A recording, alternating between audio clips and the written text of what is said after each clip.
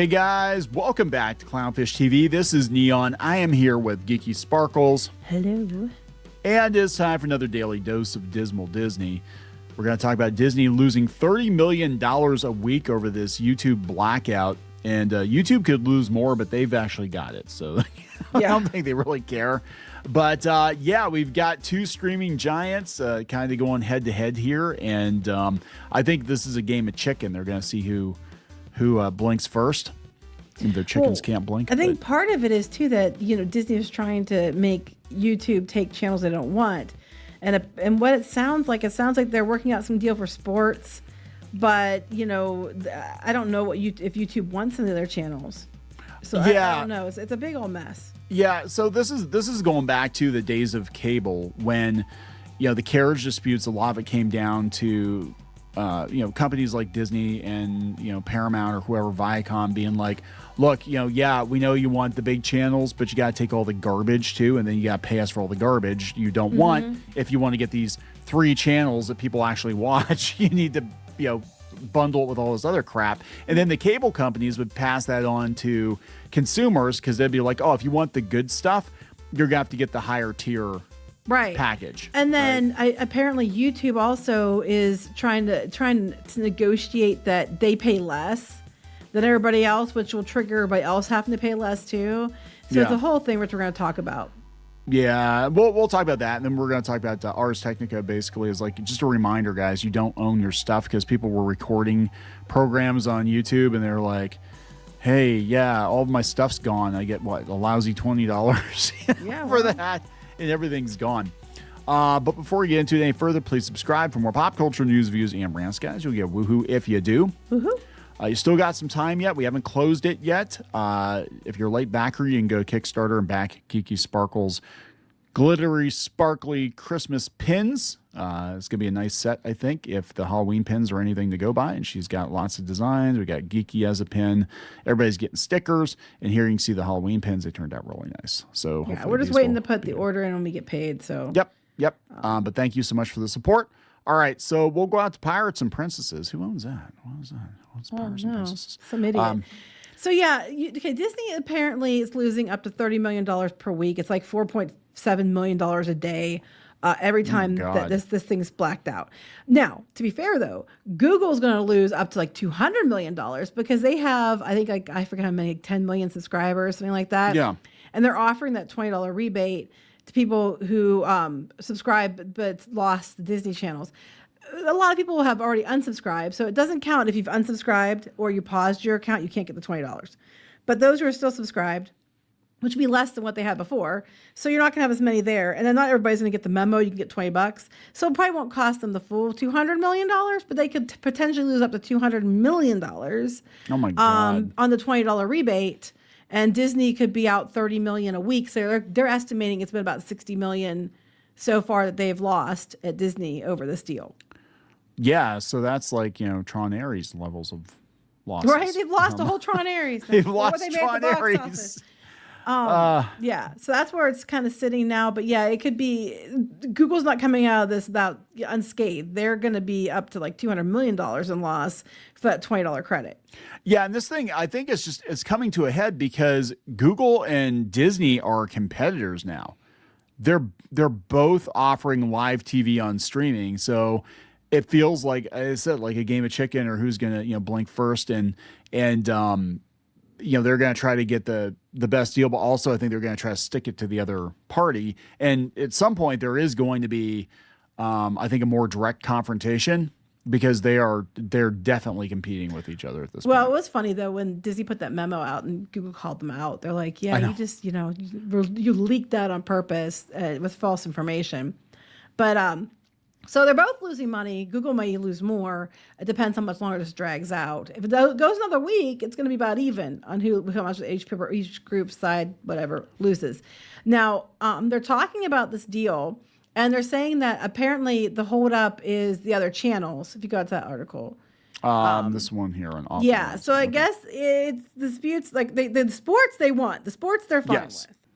So yeah, YouTube basically is they're willing to wait for lower rates later, because after they surpass the other three distributors, I guess that they were saying were the big ones, that they want lower rates when they get bigger than the other three. Because if you go above, they listed the three were, it was like Charter, Comcast, and DirecTV. Yeah. And YouTube, they're like the majority. So YouTube's like, when we get bigger than them, we want a better deal.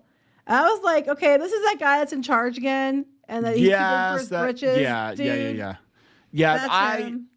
There's some weird. I mean, we didn't do a video on YouTube talking about YouTube because they're the whole AI channel thing. Like that's a whole debacle. Go Google that.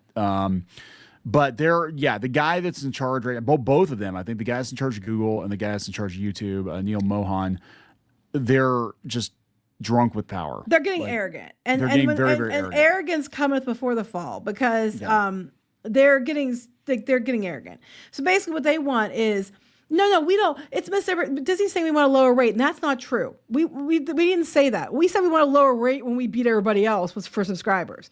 Well, right now they only have like 10 million subs. So according to what the other article said before, I don't. That's not more. But people said they might be beating them by next year. Well, they said of the four largest pay TV distributors, YouTube is the only one on a growth trajectory. The other three continue to lose subs and cord cutting. Analysts suggest that YouTube TV could become the largest pay TV distributor in the country by next year. But let's talk about why they're on a growth trajectory. They're on a growth trajectory because people are buying the YouTube TV to watch YouTube through the you know what I'm saying? Yeah. It's not just the streaming. And they know it though. That's the thing. But they're going to screw over all the people that are putting it on a trajectory. You know what I mean? I would actually argue at this point it's worse to use Google for your main television. Like we're giving them entirely too much power. Like I'm sorry, but not only do they control the internet, but now we're going to give them control over the airwaves too. I mean, really? No. And the other places are getting cord cuts, and YouTube isn't. It's because people think there's more value with YouTube because it also lets you watch, all the channels you like from the creators you like and all that stuff too, and you can just roll it into one thing.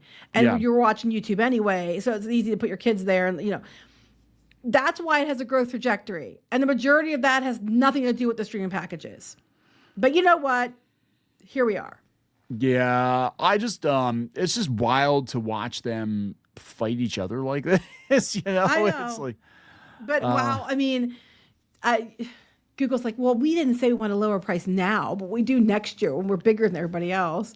And the thing is Disney's going to look at that and be like, well, we have Hulu and we do live TV, and we're not going to let that happen. And I don't know, because I think Disney at this point, like they could definitely be helping create their own competition if they just capitulate, I don't know what's going to happen. They said, I think basically right now ESPN might be worked out, but they don't want to carry everything else. And then here's the problem. If they let them only carry part of the package, but they made the other people carry the full package, and they give them a discount, but made the other people pay more, then I guess there's going to be problems because they might contractually have to let the other places do the same thing.